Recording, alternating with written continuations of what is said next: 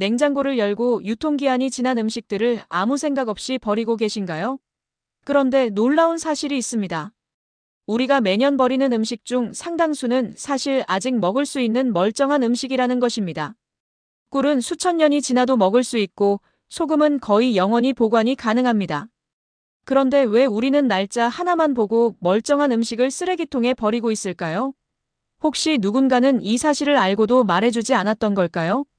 오늘 영상에서는 냉장고 속에 잠든 보물들을 찾아내는 방법, 유통기한과 소비기한의 충격적인 차이, 그리고 평생 식품업계에 몸담은 전문가가 알려주는 절대 버리면 안 되는 음식들의 비밀을 공개합니다. 이 영상을 끝까지 보신다면 앞으로 식비를 아끼고 건강도 지키며 음식에 담긴 소중한 가치를 새롭게 발견하게 되실 겁니다. 구독과 좋아요는 큰 복을 드립니다. 여러분의 작은 응원이 더 유익한 건강정보와 생활의 지혜를 전하는 큰 힘이 됩니다. 냉장고 속에 잠든 보물 마이너스 유통기한이 지나도 멀쩡한 음식들. 1장.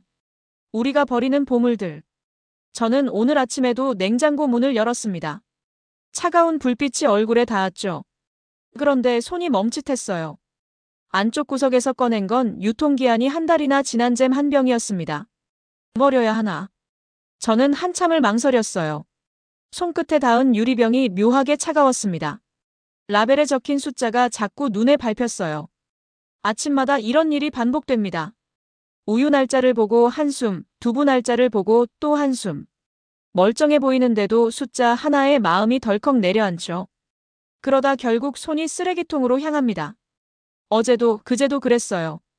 저는 그 반복이 문득 낯설게 느껴졌습니다. 문득 이런 생각이 들더군요. 우리는 한 해에 도대체 얼마나 많은 음식을 버리는 걸까? 찾아보고 저는 깜짝 놀랐습니다. 한국 사람 열에 9은 날짜만 지나면 무조건 버린다고 해요. 멀쩡한 음식인데도 말이죠. 냄새도 맡지 않고 색도 보지 않고 그냥 쓰레기통으로 직행합니다. 냉장고 문을 활짝 열어보세요. 안쪽 깊은 곳에 잊혀진 병들이 줄지어 있을 겁니다. 꿀, 소금, 식초, 잼, 장아찌. 날짜 하나 때문에 버려질 운명이죠. 저는 그 장면이 늘 마음에 걸렸어요. 어쩐지 아깝고 어쩐지 미안했습니다. 누군가의 정성이 그 안에 담겨 있으니까요. 생각해보면 참 이상하지 않습니까? 어떤 음식은 100년이 지나도 멀쩡합니다. 또 어떤 음식은 날짜 안에도 상하죠. 그런데 우리는 숫자 하나만 보고 판단해요. 그 숫자가 정말 무엇을 뜻하는지도 모른 채로 말입니다. 그게 저는 늘 답답했습니다. 저는 주방에 숨은 돈이라는 말을 떠올렸어요. 우리가 버리는 음식은 사실 돈입니다. 멀쩡한 식재료를 버리는 건 지갑에서 10,000원짜리를 꺼내버리는 것과 같죠. 한 집만 그런 게 아니에요. 온 나라가 매일 그렇게 버립니다. 그 손실을 다 합치면 어마어마한 금액이 되죠. 상상만 해도 아찔합니다. 그 돈이면 한 달 반찬값은 거뜬할 텐데 말이죠. 버려진 음식들이 자꾸만 눈앞에 어른거렸습니다. 저는 그 생각에 한참 마음이 무거웠어요. 저는 잼병을 손에 든 채로 결심했습니다. 오늘부터 제대로 알아보기로요. 어떤 음식이 오래 가는지, 왜 그렇게 오래 버티는지, 버릴지 말지를 어떻게 가려내는지. 그 비밀을 하나씩 풀어보려 합니다. 냉장고 안에 잠든 보물을 찾아내는 여정이라고 할까요? 여러분도 저와 같이 가보시겠어요? 버리기 전에 딱 3초만 멈춰서 생각해보는 겁니다. 이 음식 정말 못 먹는 걸까? 어쩌면 우리는 너무 많은 보물을 버려왔는지도 모릅니다. 지금부터 그 진실을 하나하나 확인해보죠. 잼병은 일단 식탁 위에 올려두었습니다. 답을 찾기 전까지는 버리지 않기로 했어요. 제 마음 한쪽이 묘하게 설레기 시작했어요. 작은 호기심이 어느새 큰 설렘으로 번지더군요. 2장. 유통기한과 소비기한, 그 결정적 차이. 식탁 위에 잼병을 올려둔 저는 먼저 가장 기본부터 짚어보기로 했습니다. 도대체 그 날짜가 무슨 뜻일까? 우리가 매일 들여다보는 숫자의 정체부터 알아야겠더군요. 알고 보니 여기에 엄청난 오해가 숨어 있었습니다. 저부터가 평생 속고 살았던 거예요. 그 오해 하나가 얼마나 많은 음식을 버리게 했을까요? 유통기한이라는 말을 우리는 너무 당연하게 써왔죠. 그런데 유통기한은 먹어도 되는 마지막 날이 아닙니다. 가게에서 팔아도 되는 마지막 날일 뿐이에요. 다시 말해 판매자를 위한 날짜죠. 그날이 지났다고 음식이 갑자기 상하는 게 아닙니다. 가게가 더는 못 판다는 뜻일 뿐이죠. 반대로 소비기한이라는 말이 있어요. 이건 안전하게 먹을 수 있는 마지막 날을 뜻합니다. 우리에게 정말 중요한 건 바로 이 소비기한이죠. 그런데 많은 사람이 두 가지를 똑같은 걸로 착각합니다. 저도 오랫동안 그랬어요. 유통기한이 곧 위험신호라고 믿었던 겁니다. 한번 떠올려 보세요. 마트에서 우유를 집어든 어떤 분이 날짜를 보고 인상을 찌푸립니다. 내일까지네, 오늘 안에 다 못 먹는데. 그러고는 멀쩡한 우유를 도로 내려놓죠. 사실 그 우유는 보관만 잘하면 며칠은 더 갑니다. 유통기한과 소비기한을 혼동한 탓에 멀쩡한 음식을 포기한 셈이에요. 얼마나 안타까운 일입니까? 그런 일이 매일 수많은 가정에서 벌어지고 있습니다. 알고 보면 충분히 막을 수 있는 낭비인데 말이죠. 저는 그 사실이 새삼스러웠습니다. 실제로 두 날짜 사이에는 꽤 긴 시간이 숨어 있습니다. 식품에 따라 며칠에서 길게는 몇 달까지 차이가 나죠. 우유도, 두부도, 달걀도 마찬가지예요. 라면이나 통조림은 그 차이가 더 깁니다. 유통기한이 지났다고 무조건 상한 게 아니라는 뜻입니다. 그저 가장 맛있는 시기가 조금 지났을 뿐인 경우가 많죠. 저는 이 사실을 알고 나서 머리를 한 대 맞은 기분이었어요. 그동안 멀쩡한 음식을 얼마나 많이 버렸을까? 날짜 하나에 휘둘려 살아온 세월이 떠올랐습니다. 조금 억울하기도 하고 조금 부끄럽기도 했죠. 그 많은 음식에게 괜히 미안한 마음이 들었습니다. 물론 날짜를 완전히 무시하라는 말은 절대 아닙니다. 보관을 잘못했다면 날짜 아니라도 상할 수 있으니까요. 중요한 건 숫자만 믿지 말고 음식 자체를 살피는 눈을 갖추는 거예요. 유통기한은 참고하되 마지막 판단은 내 눈과 코로 하는 겁니다. 그러려면 음식마다 다른 성질을 알아야겠죠. 어떤 음식은 왜 그렇게 오래 버티는지 그 원리를 알면 두려움이 사라집니다. 그래서 저는 가장 오래 버티는 음식들부터 들여다보기로 했습니다. 그 첫 번째 주인공이 바로 황금빛 꿀이었어요. 식탁 위 잼병 옆에 꿀단지를 나란히 올려놓고 보니 묘하게 가슴이 두근거리더군요. 3장. 꿀, 고대부터 온 불멸의 감미. 저는 찬장에서 오래된 꿀단지를 꺼냈습니다. 언제 샀는지 기억도 가물가물한 꿀이었죠. 뚜껑을 여니 윗부분이 하얗게 굳어 있었어요. 순간 상한 줄 알고 버리려다 손을 멈췄습니다. 잠깐, 이게 정말 상한 걸까? 의심이 들자 손이 저절로 멈추더군요. 평소 같으면 망설임 없이 버렸을 텐데 말이죠. 알고 보니 꿀은 세상에서 가장 오래가는 음식 가운데 하나였습니다. 이유는 단순해요. 꿀은 수분이 거의 없고 당분이 아주 진하거든요. 세균이 살려면 물이 있어야 하는데 꿀 속에서는 물기가 다 빠져나가 버립니다. 세균이 발붙일 곳이 없는 셈이죠. 그래서 꿀은 좀처럼 썩지 않습니다. 놀라운 이야기를 들려드릴게요. 옛 이집트의 무덤에서 항아리에 담긴 꿀이 발견된 적이 있습니다. 수천 년이 지났는데도 상하지 않았다고 해요. 시간을 이긴 음식이라는 말이 괜히 나온 게 아니었습니다. 저는 그 이야기에 소름이 돋았어요. 수천 년이라니 상상이 가십니까? 꿀의 힘은 옛날부터 널리 쓰였습니다.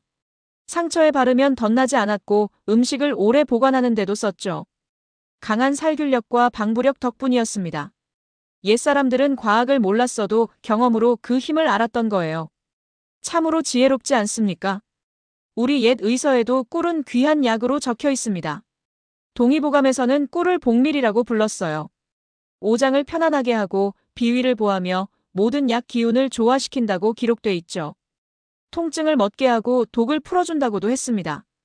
옛사람들은 꿀에 살균하고 방부하는 힘을 일찌감치 알았던 겁니다. 책장을 넘기다 그 대목을 읽는데 저도 모르게 고개가 끄덕여졌어요. 제 찬장 속 꿀단지가 갑자기 귀한 약처럼 보였습니다. 수백 년 전 지혜가 제 부엌에 그대로 살아있었던 거죠. 그렇다면 하얗게 굳은 제 꿀은 어떻게 된 걸까요? 그건 결정화라는 자연스러운 현상이었습니다. 온도가 낮아지면 꿀 속 당분이 알갱이처럼 굳는 거죠. 상한 게 결코 아닙니다. 따뜻한 물에 단지째 담가두면 다시 맑게 풀립니다. 저는 그대로 따라했고 꿀은 거짓말처럼 황금빛으로 돌아왔어요. 그래도 무조건 안심하라는 뜻은 아닙니다. 판단하는 법은 있어요.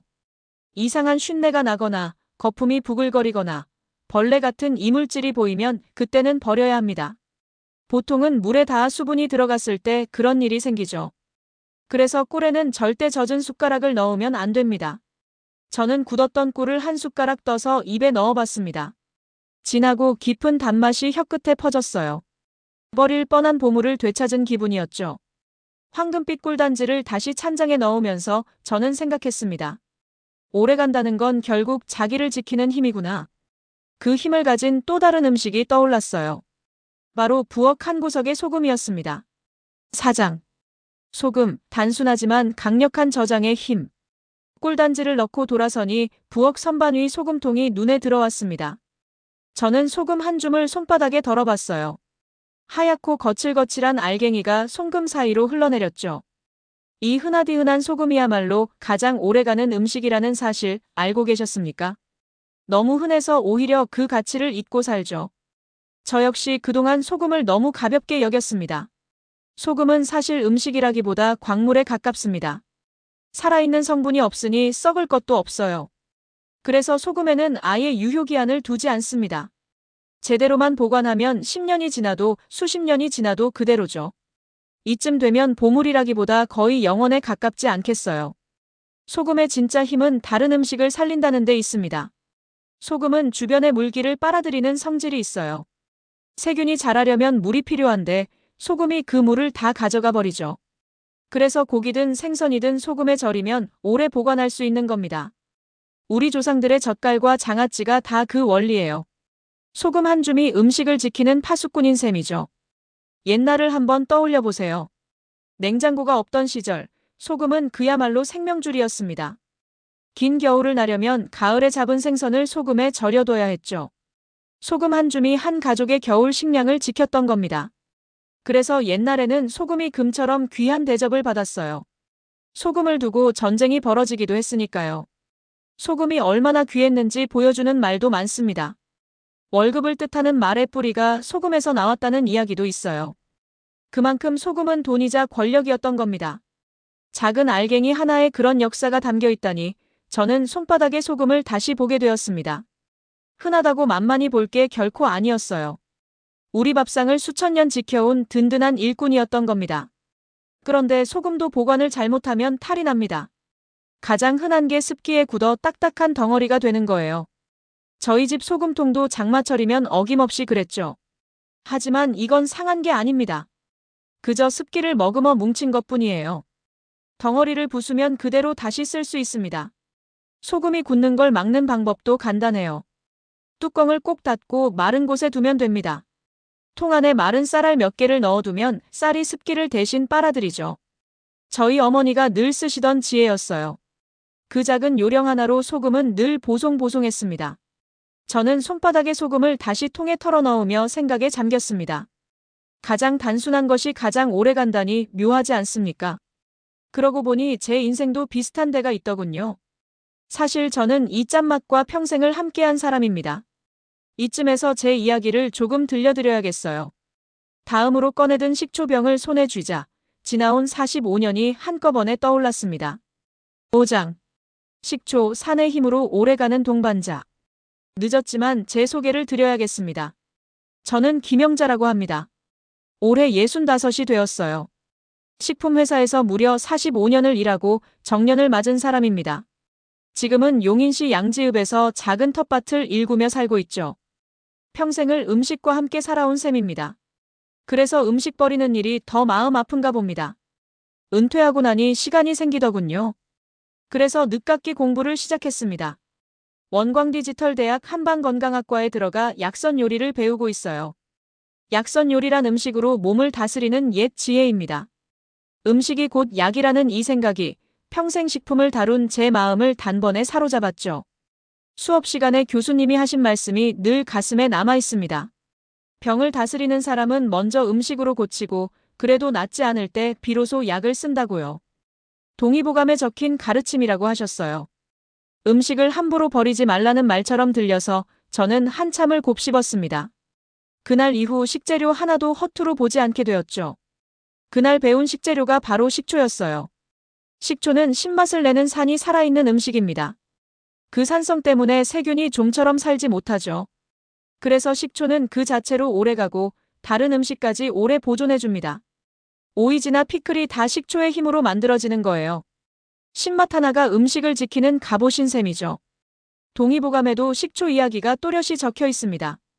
식초는 성질이 따뜻하고 맛이 시며 독이 없다고 했어요. 부은 것을 가라앉히고 어혈을 풀어주며 생선과 고기와 채소의 독을 없앤다고 기록돼 있죠. 옛사람들은 식초를 단순한 조미료가 아니라 약으로 여겼던 겁니다. 45년 식품쟁이인 제가 봐도 참 놀라운 지혜예요. 많은 분들이 오래된 식초를 의심하며 버립니다. 하지만 식초는 웬만해서는 상하지 않아요. 시간이 지나면 바닥에 뿌연 침전물이 가라앉거나 향이 조금 깊어질 뿐입니다.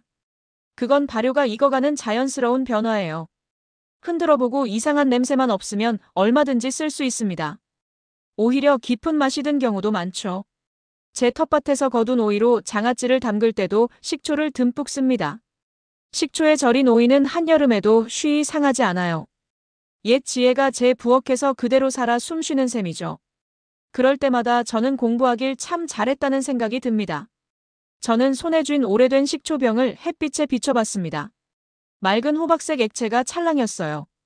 버려질 뻔한 이 병이 사실은 쓸모로 가득한 보물이었던 겁니다. 꿀과 소금과 식초. 세 가지를 차례로 살피고 나니 한 가지 확신이 들더군요. 이제는 어떤 음식을 만나도 버릴지 말지 스스로 가려낼 수 있겠다는 자신감이었어요. 그 방법을 여러분께도 꼭 알려드리고 싶습니다. 6장. 버릴지 말지 3초 체크리스트. 세 가지 보물을 살피며 저는 한 가지 사실을 깨달았습니다.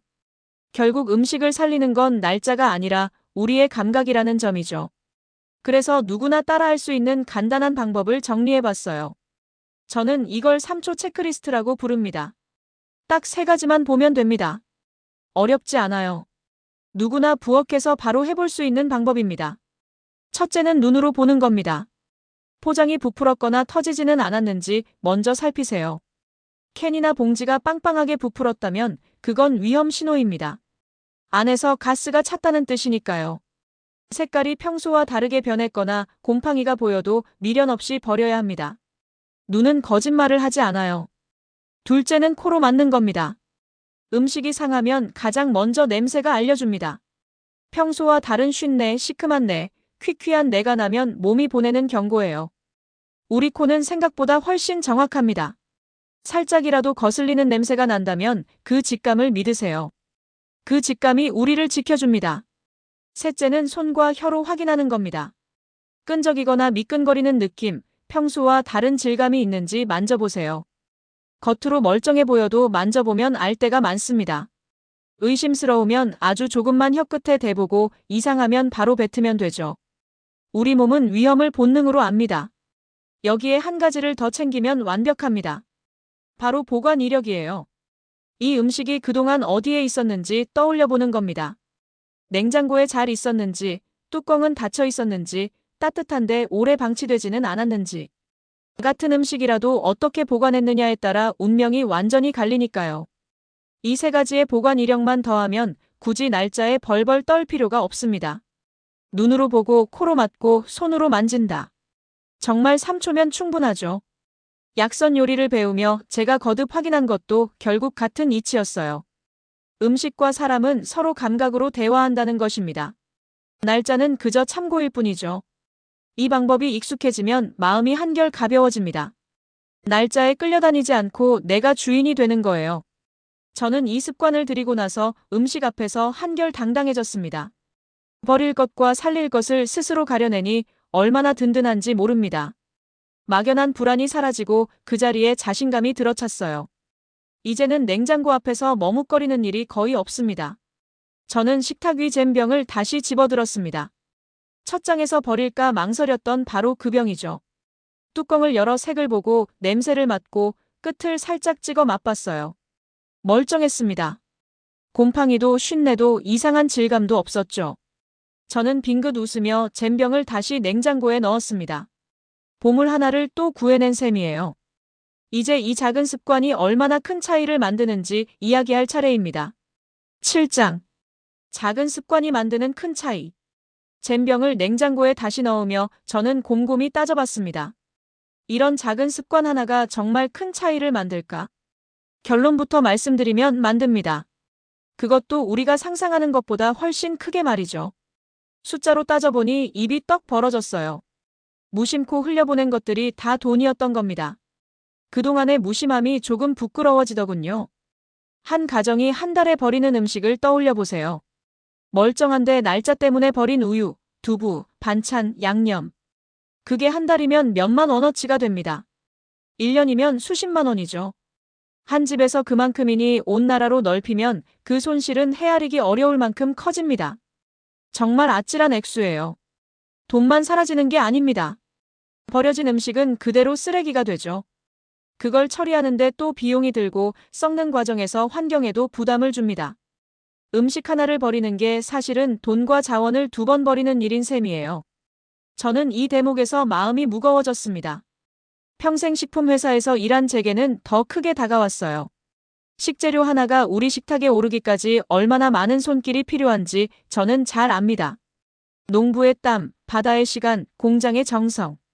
그 모든 게 담긴 음식을 날짜 하나로 버린다니 너무 아깝지 않습니까? 생각할수록 가슴이 저릿했습니다. 그 정성을 한순간에 쓰레기로 만든다는 게 죄스럽기까지 했어요. 그런데 해법은 의외로 간단합니다. 거창한 결심도 필요 없어요. 그저 버리기 전에 3초만 멈추면 됩니다. 눈으로 보고 코로 맡고 손으로 만져보는 그 작은 습관 하나면 충분하죠. 한 집이 한 달에 단돈 몇만 원만 아껴도 그게 모이면 어마어마한 절약이 됩니다. 작은 절약은 마음의 여유로도 이어집니다. 멀쩡한 걸 버리지 않으니 죄책감이 줄고 살림에도 보탬이 되죠. 저는 그 뿌듯함을 매일 느낍니다. 별것 아닌 습관 하나가 하루를 기분 좋게 만들어주는 거예요. 통장에 찍히는 숫자보다 그 마음의 평화가 더 값지더군요. 작은 실천이 이렇게 큰 보람으로 돌아올 줄은 몰랐습니다. 약선 요리를 배우면서 제 생각은 더 단단해졌어요. 음식을 귀하게 여기는 마음이 곧 나를 건강하게 지키는 마음과 이어져 있더군요. 함부로 버리지 않는 사람은 함부로 먹지도 않습니다. 결국 음식을 아끼는 일은 내 몸을 아끼는 일과 하나로 통하는 거예요. 저는 텃밭에서 직접 기른 채소를 다듬을 때마다 그 마음을 되새깁니다. 흙을 털고 시든 잎만 떼어내고 멀쩡한 부분은 끝까지 씁니다. 버리는 건 정말 못 쓰는 부분뿐이에요. 그러고 나면 마음이 그렇게 뿌듯할 수가 없습니다. 작은 습관이 지갑을 지키고 지구를 지키고 끝내 내 마음까지 지켜주는 거죠. 참 고마운 일이 아니겠어요. 이제 마지막으로 여러분께 꼭 드리고 싶은 한마디가 남았습니다. 8장 오늘 냉장고를 한 번만 열어보세요. 긴 이야기가 어느덧 끝에 다다랐습니다. 저는 처음에 버릴까 말까 망설였던 잼병에서 출발했죠. 그리고 꿀과 소금과 식초를 차례로 만났습니다. 버려질 뻔한 보물들을 하나씩 구해내는 여정이었어요. 이제 그 여정에서 얻은 것을 정리해드리려 합니다. 잊지 않으셨으면 좋겠어요. 오래 두고 곱씹을 만한 이야기라고 저는 믿습니다. 가장 먼저 기억하실 건 날짜의 정체입니다. 유통기한은 파는 날의 기준일 뿐, 먹는 날의 기준이 아니에요. 우리에게 정말 중요한 건 안전하게 먹을 수 있는 소비기한이죠. 그 둘을 구분하는 것만으로도 멀쩡한 음식을 지킬 수 있습니다. 이것만 알아도 절반은 성공이에요. 그 다음은 음식마다 다른 성질을 아는 겁니다. 꿀은 수분이 없어 결정화될 뿐 상하지 않고 소금은 광물이라 거의 영원히 갑니다. 식초는 산의 힘으로 스스로를 지키죠. 동의보감 같은 옛 의서가 이미 그 지혜를 또렷이 적어두었습니다. 옛사람들은 진작에 알고 있었던 거예요. 그리고 마지막은 3초 체크리스트입니다. 눈으로 보고 코로 맡고 손으로 만져본다. 거기에 어떻게 보관했는지만 떠올리면 됩니다. 날짜에 휘둘리지 말고 내 감각으로 판단하세요. 그 작은 습관이 지갑도 환경도 음식에 담긴 정성도 지켜줍니다. 어렵지도 않고 돈이 드는 일도 아니에요. 오늘 당장 시작할 수 있는 일이죠. 저는 식품과 45년을 살고 이제 텃밭과 약선 요리 공부 속에서 새 인생을 보내고 있습니다. 그 긴 세월이 제게 알려준 건 단순했어요. 음식은 함부로 버릴 만큼 흔한 것이 아니라는 사실입니다. 하나하나가 누군가의 시간이고 정성이니까요. 그 마음을 여러분과 나누고 싶었습니다. 음식을 귀하게 여기는 사람은 자기 삶도 귀하게 여기게 됩니다. 작은 잼병 하나에서 시작된 이 깨달음이 제 일상을 조금씩 바꿔놓았어요. 이제 여러분 차례입니다. 오늘 집에 돌아가시면 냉장고 문을 딱 한 번만 열어보세요. 안쪽 깊은 곳, 잊고 지냈던 병들을 꺼내보는 겁니다. 그리고 버리기 전에 3초만 멈춰주세요. 어쩌면 그 안에 생각지 못한 보물이 잠들어 있을지도 모릅니다. 마지막으로 한 가지 여쭤보고 싶어요. 여러분이 그동안 날짜만 보고 버린 것 중에서 지금 돌이켜보면 가장 아까운 음식은 무엇이었나요? 댓글로 살며시 들려주세요. 함께 이야기 나누다 보면 우리 모두 조금 더 지혜로워질 겁니다. 여러분의 사연이 누군가에게는 큰 도움이 될 테니까요. 저는 오늘도 냉장고를 열며 생각합니다. 이 안에 숨은 보물을 또 어떻게 살려낼까? 여러분의 주방에도 분명 보물이 잠들어 있습니다. 부디 그 보물을 놓치지 마세요. 오늘 하루도 따뜻한 밥상 되시길 바랍니다. 김영자였습니다. 다음 이야기에서 더 따뜻한 지혜로 다시 찾아뵙겠습니다.